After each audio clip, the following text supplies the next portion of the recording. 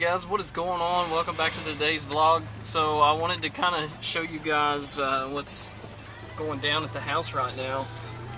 Currently, aside from all the other projects we're doing, we're also building a house, and I just want to kind of share that because it's kind of cool to see that thing go together. You know, it's I feel like there's not that many videos on that, so I wanted to kind of share with you what the house looks like, you know, in bare bones right now, and what it's going to become, and we're definitely excited for that. Of course, you guys know me being a car guy. We're definitely going to have like a 3 or 4 car garage behind the place. As you guys can see, there's plenty of room back there. So I did want to go ahead and introduce you guys to the future home, and that is where all the vlogs are going to be shot come November. And what I wanted to talk to you guys about today was some more ZR2 stuff. I wanted to go over these tires and how he made them fit, because as you all know, we have upgraded to a larger tire, and it wasn't really all that easy to go about getting 32 1150s on this truck, but I did want to kind of get out and show you guys what we're working with now. So as you all know, we had 31 1050s on here, and nothing wrong with those.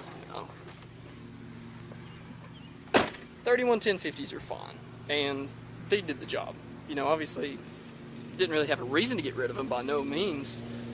They were at about half tread, and I just felt like they were a little bit small for the truck. So I did invest in a set of 32 1150s because of the offset. I didn't want to go 33s. So I wanted to go over this and also kind of explain to you guys how the lift is doing, because a lot of you have followed me on here and have seen the lift go on. You know, it's been on for a few months now, so I kind of wanted to give an update on, you know, what's the max wheel tire spec with offset and how is the lift overall. So as far as, like I said, wheel tires, 32 1150 Falcon Wild Peak. If you're looking for these, you can get them on Amazon or pretty much any place. You know, Discount Tire actually hooked me up on these. They're about $150 a tire, which is kind of a steal, just to be honest. 150 bucks for a 32. If you go and look those up, they're not really all that cheap most of the time. So this is a pretty good tire. It is an all-terrain. As you can see, it's got plenty of bite to it. It also has a little bit of sidewall grip. So for a tire that cost 150 bucks, I was pretty impressed with that. As you know, KO2s in 32 1150s will set you back about 180 to 200 a tire, and if you go to 33 1050s, those usually go up to at least 200 a tire. And your brands also become harder to find. But this is a little build update on the rough country also. So far it's holding up really well.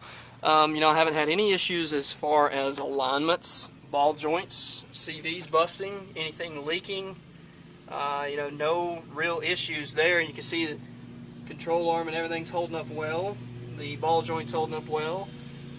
No issues with shocks. The rod, well, it's a little stiffer than what it was. Obviously, you know, I cranked the torsion bars a little bit, so it's a little bit rougher. That's kind of the only downside of the thing, is that it's a little rougher. But I will tell you this, there's a huge difference in all-terrain versus a mud terrain. So these guys right here, are, of course, they're all-terrains. It is a night and day difference on the road with these tires versus mud terrains. I automatically, you know, can tell a significant difference in fuel economy. I can tell you right now, I've gained at least a mile to the gallon. Even going bigger tire, just because it's an all-terrain, less rolling resistance, you can see a huge difference in, obviously, tire wear is going to be better too. It's going to last longer, but fuel mileage, the power didn't really change. If you look up the weight, it's like 6 pounds heavier per wheel.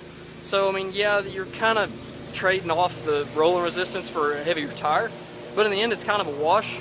And here lately, usually I go through a full tank of gas every week going back and forth to work in this thing. So it's Thursday, making this video. You guys are probably going to watch this the next day or the day after. But so far I've used a little over half a tank, right at half a tank.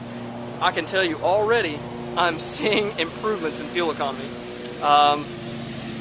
Really the other good reason to stick with a 32 1150 on a 2.5 inch rough country is the drivability. You know, if you stick with this tire, it looks adequate for the truck. It's not too big, it's not too small, it's just right, and you can still run your 31 1050 spare on the back, which is what I've got right now. So in case something does happen, yeah, it's a little bit smaller, you know, but it's not so small that I couldn't drive it somewhere if I had to.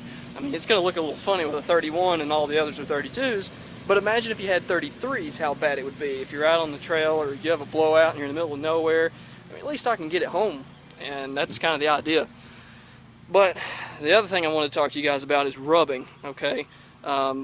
These wheels, they're Fuel D525s, and they have basically 3.5 inches of backspace, which I think equates to like a -8 offset or something like that. I'm not as good with metrics.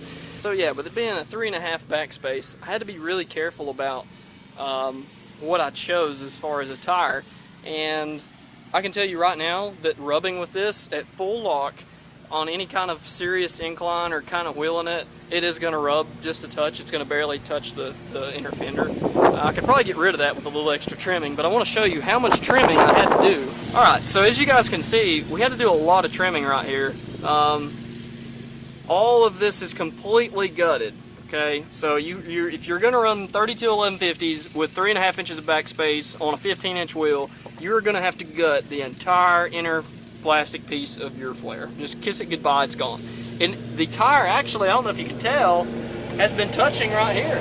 It's still trying to touch right there, and that's at full lock on some kind of, you know, a hill or in reverse or any kind of hard wheel, and it's going to touch the metal. But that's full lock, like, and you got to kind of be wheeling the truck a little bit or getting it off camber. So if you're driving the truck every day and you know you're not beating on it and it's just a driver, you're probably fine with 32 1150. But this is basically pushing it as far as you can go, guys. I'm pushing it to the max specs. This is the max backspace, max tire with the least amount of lift. So 2.5 inch lift, slight torsion crank, 3.5 inches of backspace, 32 1150 on a 15. Trim it all the way back, get rid of the plastic, and you can run it, but just know that it may try to rub on you just a little bit off-road. As long as you're not full locking it really hard, then you're probably going to be okay. So I'm going to say like 80% of the time off-road, you're probably not going to rub. But there is like that small chance that if you're having to make a really hard turn and you're getting off camber, you may try to rub just a little bit. So I may have to go back to the drawing board. Of course, the rear has no issues at all, and the poke on this is pretty good.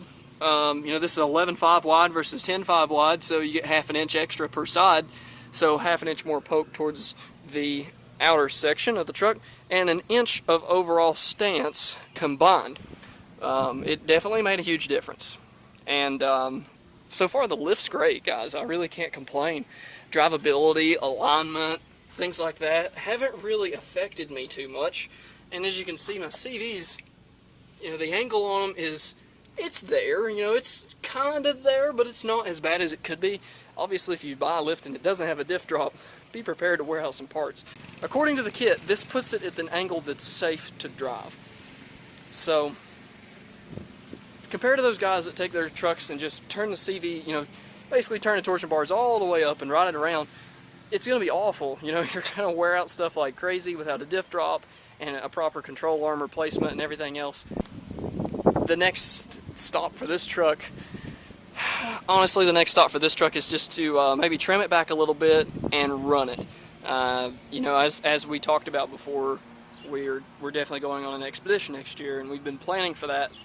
And so far, if you guys are, you know, interested in, I don't know where you're watching this from, but we plan on going to Overland Expo West next year. Now, we will be at Overland Expo East this year in Asheville, so if you guys are into this stuff, be sure and check us out, you know, and subscribe, and you'll catch us there. But also next year, Overland Expo West, for you guys out on the West Coast watching, we are going to be out there. So if you want to come and say hi, drop by, you know, we're going to be camped out there. We're planning on overlanding here from East Tennessee all the way to Havasu Falls out near Flagstaff, Arizona. And then we're going to go up to Overland Expo West, which I believe is in Colorado. I'm not for sure. I know I'm going. I need to check and get the actual location. I know we're in the Utah, Colorado area, so we will be there. But if you guys are interested, be sure and subscribe, follow us, you know, and stay up to date. You know, be sure and click the bell too, so that way you're going to get those notifications of when I upload. been trying to upload more for you guys lately. We're coming up on 3,000 subscribers. We're really close. So I know you guys can do it. So smash that subscribe button, help me out, and stick around. We've got plenty more stuff coming up. But anyway, thank you guys for watching. I'm out.